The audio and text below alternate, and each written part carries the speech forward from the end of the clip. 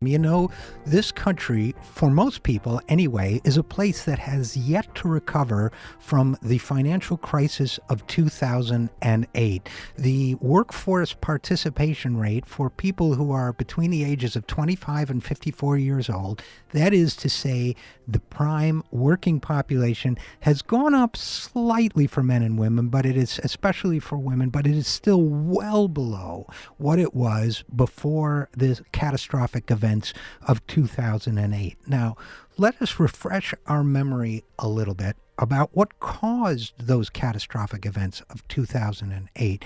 A disastrous bill entitled Graham-Leach-Bliley was passed with bipartisan support in Congress and signed by then President Bill Clinton. It deregulated Wall Street.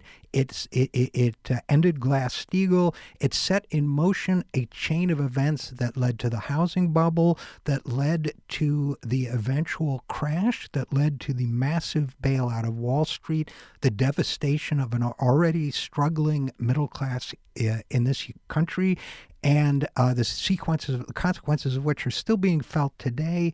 I call it the Long Depression because when you look at the total amount of wealth lost, which is well into the trillions of dollars, and if you spread it out over all the years that have passed since that incident took place, it is a catastrophe on the scale of the Great Depression, which gets me to my next point, which is that Ted Cruz, the candidate who every Republican in a position of establishment power hates, but who now every Republican in a position of establishment power is endorsing in order to prevent the rise of Donald Trump, that Ted Cruz has announced that he has picked a financial advisor, someone to guide his thinking about the economy.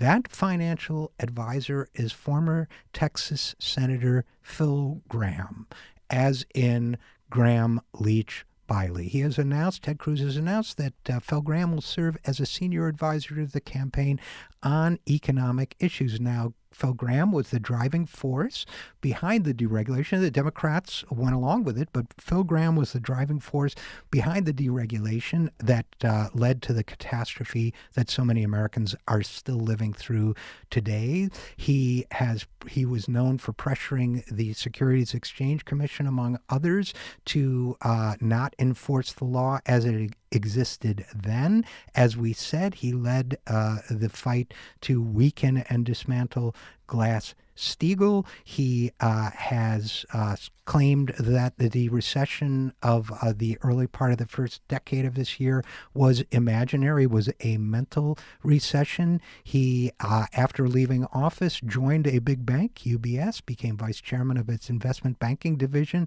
was there till 2012, which happened to be exactly the time that bank manipulated a key interest rate, enriching itself and other large banks at the expense of the public. It later paid a fine for that. Of course, nobody was investigated or prosecuted or indicted. He testified against the Dodd-Frank Regulatory Act. He is in every way imaginable either willfully ignorant of economic issues, purposefully destructive of the interests of the American people when it comes to the economy, or, to be fair to Senator Gramm, both, because the two of them are not mutually exclusive. So Phil Gramm, who is part of one of the most destructive economic acts of the past 75 years, Phil Gramm, who has been consistently wrong about the economy, Phil Gramm, who fights for deregulation and weakening the protection of the American consumer, that Phil Gramm is now the senior advisor